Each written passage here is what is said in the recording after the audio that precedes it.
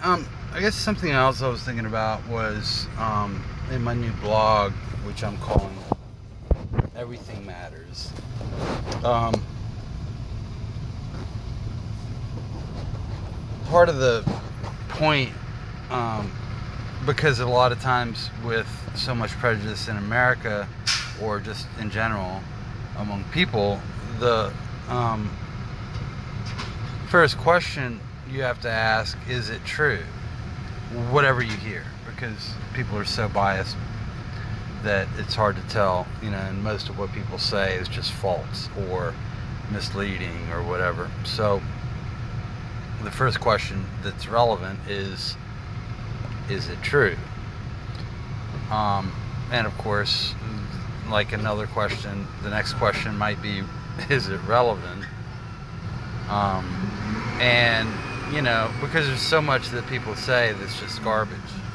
It has nothing to do with anything, and it's just like words spoken to fill the empty space.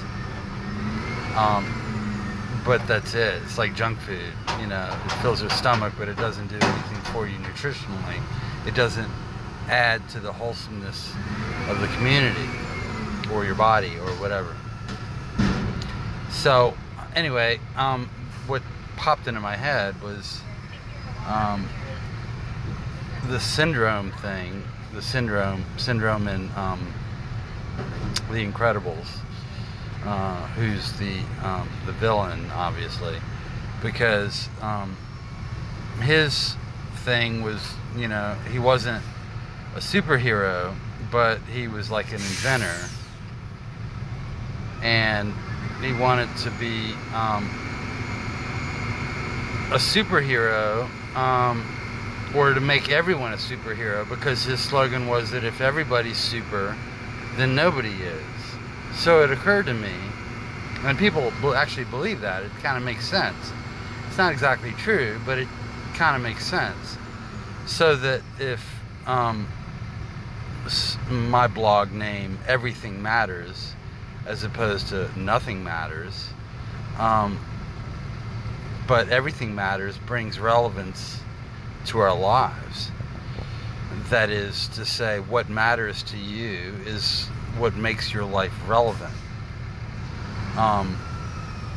And anyway, the first question then would be, is it true? Does everything matter?